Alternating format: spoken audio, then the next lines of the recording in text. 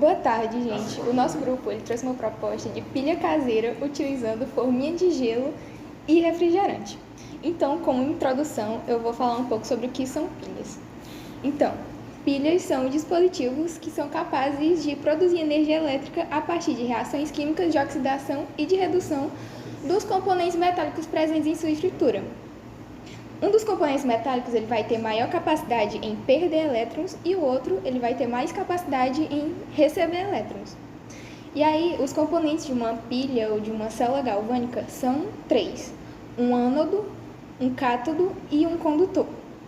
O ânodo é onde ocorre a reação de oxidação e são liberados elétrons. O cátodo é onde ocorre a reação de redução, que vai receber elétrons, e o condutor é o meio por onde os elétrons eles vão se deslocar, vão se transferir de forma ordenada.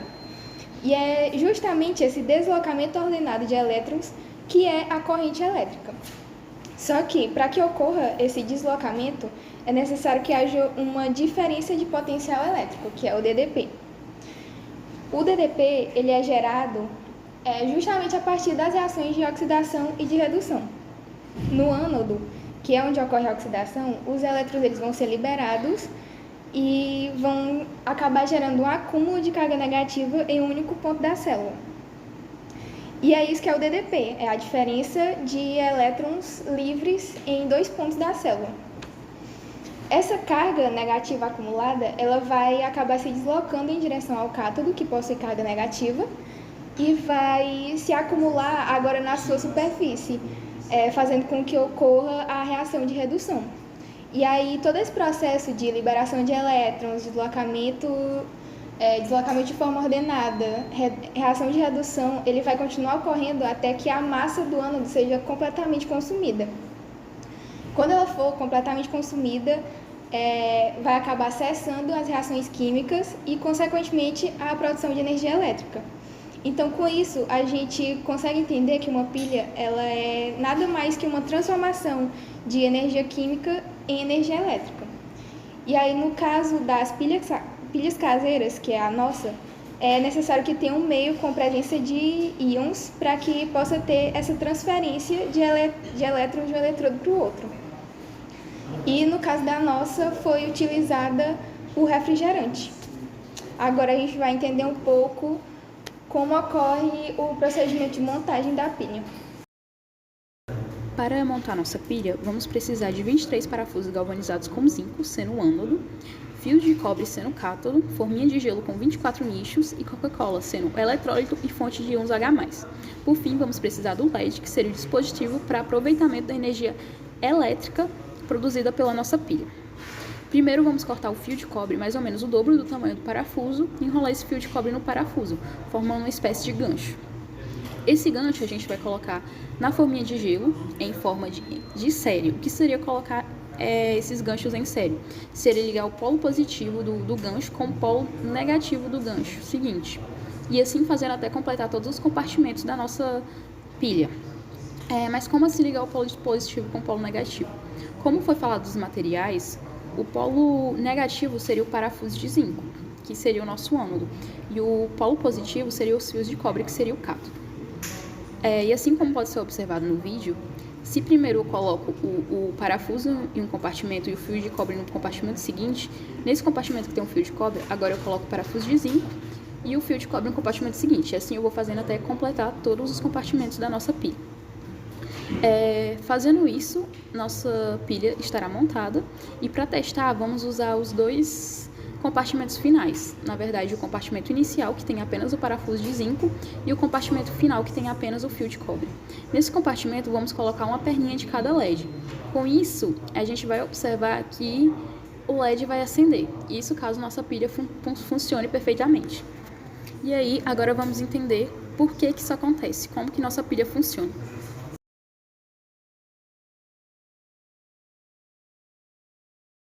Como sabemos, a pilha gera energia devido à diferença de potencial gerada por meio do processo redox envolvendo ânodo e cátodo.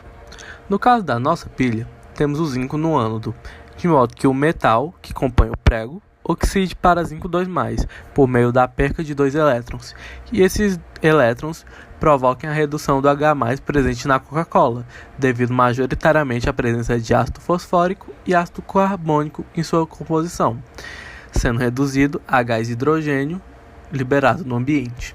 Mas e o cátodo? No caso da nossa pilha, temos os fios de cobre como um cátodo inerte, ou seja, ele não participa do processo redox, assim, servindo apenas como um suporte para a ocorrência do processo de oxidação do zinco e redução do H+, e como um condutor para ligar as células em série. Lembrando que para a gente ter um processo redox, a gente precisa ter uma superfície para que ele ocorra, no caso, o cobre. Mas por que o cobre não participa do processo redox?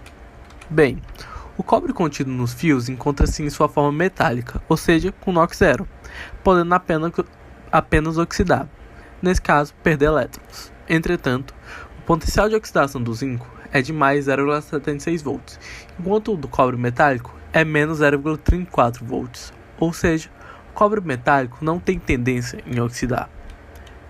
E qual seria o potencial real da pilha? No caso, calculando por meio da equação de Nernst. Bem, no caso da nossa pilha de zinco e H+, alguns problemas apareceram para o cálculo do potencial da célula ser feito. Primeiro, temos dois ácidos que são as fontes de H+ na Coca-Cola: o ácido fosfórico e o ácido carbônico. Então, a primeira aproximação que a gente tentou fazer foi considerar apenas o ácido fosfórico, que é poliprótico, e ele tem 2 hidrogênios com a maior facilidade de ionização. Porém, o primeiro hidrogênio tem um valor de Ka bem maior que o do segundo. Ou seja, a gente tentou considerar apenas essa primeira ionização.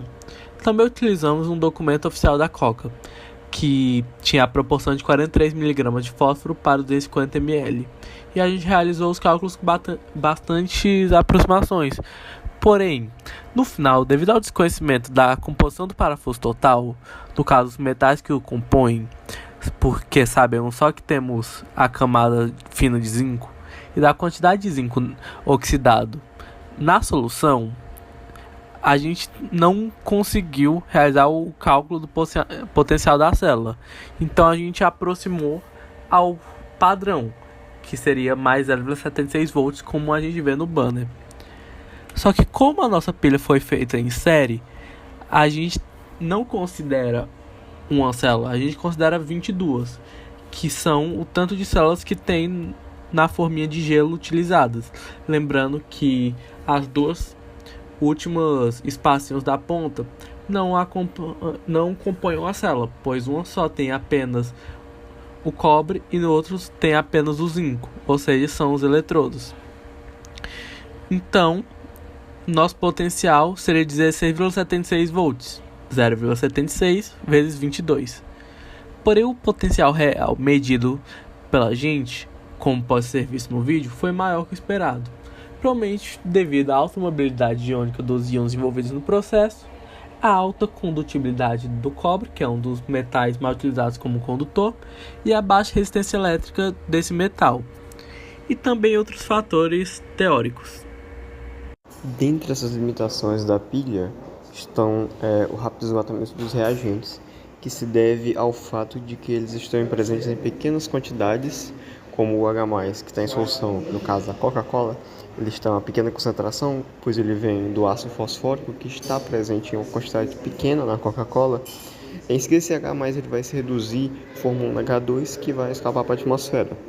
Já o zinco, ele está presente apenas como uma fina camada nos parafusos, ou seja, no decorrer da reação ele vai se oxidar e essa fina camada de zinco irá se desgastar indo para a solução, ou seja, vai acabar rapidamente esses reagentes, porque eles estão em pequena quantidade. Outra limitação dessa pilha é porque ela não é recarregável, pois essa pilha não é recarregável porque não é possível restaurar os reagentes utilizando energia elétrica, ou seja, não tem como pegar o H+ que se reduziu formando H2 e foi para a atmosfera e trazer ele para a solução de novo para virar H+. E outra limitação dessa pilha é a sua baixa portabilidade. Quando a gente tenta transportar essa pilha, pode ocorrer do acidente de se derramar o eletrólito, no caso a Coca-Cola, pois como essa pilha foi construída apenas para demonstrar o conceito de como uma pilha funciona, ela não foi construída com propósito de uma pilha totalmente funcional, ou seja, apresenta essas falhas de design. Então, a gente vai realizar agora a explicação da nossa pilha para um público leigo e a gente resolveu especificar que tipo de público seria esse. Então, a gente vai realizar a produção da nossa pilha para crianças. A nossa pilha ela foi produzida utilizando forminha de gelo, parafuso, que pode ser utilizado para pregar quadros na parede, fios de cobre. O cobre é o mesmo metal que tem nas moedinhas de 5 centavos e Coca-Cola. Mas o que é uma pilha? Bom, pessoal, quando a gente vai usar o controle remoto na nossa casa, às vezes ele não funciona. Aí pode ser ou porque a pilha acabou, ou então porque o controle remoto está sem pilha. E aí todo mundo sabe que ele fica sem energia, certo? Então o que é uma pilha, basicamente? Uma pilha é um objeto que ela consegue produzir a própria energia e passar essa energia para outros objetos para que eles possam funcionar. Mas como que ela produz essa energia, Douglas? Então, como o próprio Patrick falou, a energia a pilha é algo que produz energia. E essa energia ela é produzida por causa de reações químicas que acontecem. Sabe quando a titia pega ovos, massa, Nescau e faz um bolo de chocolate? Então, esse aí é um exemplo de reação química. Também quando ela pega ovos, leite condensado, pudim e junta tudo, forma um pudim, é um exemplo de reação. Só que as reações elas não são apenas na cozinha, por exemplo. Tem algum outro exemplo de reação, Patrick? Tem sim. Quando aquela cadeira velha que está na sua casa, sua mãe pega e joga ela lá no quintal porque não está mais dando para usar, você começa a perceber que depois de um tempo o ferro da cadeira ele vai ficando alaranjado, né? Então isso é por conta de reações químicas que estão acontecendo ali no metal. Ele está enferrujando. Então reações químicas também acontecem com metais e com vários tipos de coisas. Mas por que essas reações acontecem, Douglas? Então, como o próprio Patrick já falou, essas reações químicas podem envolver metais e são a presença desses metais nas nossas pilhas que promovem essas reações. Por exemplo, o parafuso é composto por zinco. Tem zinco no parafuso que a gente utilizou na nossa pilha. Esse zinco, quando entra em contato com a Coca-Cola, ele vai preferir ficar mais confortável, ele vai preferir ficar estável. Então, acontece uma reação entre o zinco da Coca-Cola e aí o zinco que está no parafuso, ele vai preferir ir para a Coca-Cola para ficar mais estável, para ficar confortável. É igual um aluno quando está na escola. Quando o aluno está na escola e não gosta de estudar, ele não gosta de estar naquele ambiente. Então, ele prefere ir para a casa dele para ficar mais confortável. É a mesma coisa que acontece entre o parafuso e a Coca-Cola. Então, tem uma reação na nossa pilha entre o zinco do parafuso e a Coca-Cola. E também tem outra, né? Também tem a reação que acontece com o hidrogênio da Coca-Cola. Da mesma forma que o zinco sai do parafuso e vai para a Coca-Cola porque ele é mais estável lá, o hidrogênio que está na Coca-Cola ele é mais estável na atmosfera. Então ele sai da Coca-Cola e vai para a atmosfera. É como o professor, que também está na escola, mas também preferia estar em casa. Então tudo vai preferir ficar no lugar que está mais confortável, que está mais estável. Por isso que na hora que acaba a aula o professor vai para a casa dele também. Agora, Douglas, eu entendi que o zinco está ali no parafuso e vai para a Coca-Cola, o hidrogênio está na Coca-Cola e vai para a atmosfera.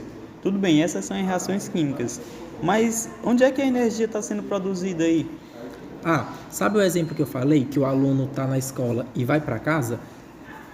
A gente pode dizer que na nossa pilha essa energia é aproveitada, ou seja, a energia é produzida no momento em que, por exemplo, o aluno sai da escola e vai para casa. No caminho disso ele fica alegre, ele fica energético. Então é nesse momento que a energia é produzida e é nesse mesmo momento que a energia pode ser aproveitada. Entendi. Então no momento em que está tendo essa, passagem do zinco do prego para a Coca-Cola e do hidrogênio da Coca-Cola para a atmosfera é produzida energia. E aí na hora que a gente coloca o LED lá, ou então os pontos da calculadora, a energia passa por eles e consegue funcionar, né? Está sendo produzida ali dentro a energia e a gente consegue utilizar essa energia mantendo contato. Tudo bem, mas e o cobre, Douglas? O cobre nesse caso, ele está na nossa pilha apenas para ajudar que essas reações aconteçam. Então a gente diz que ele é um condutor da nossa pilha. Ele meio que vai ajudar tanto o zinco do parafuso quanto o hidrogênio da Coca-Cola a ficarem mais estáveis, a ficarem mais confortáveis. Então ele está para conduzir energia e para ajudar que a reação aconteça. Beleza. Então agora eu acho que ficou claro, né? Como é que funciona uma pilha e como a nossa foi produzida.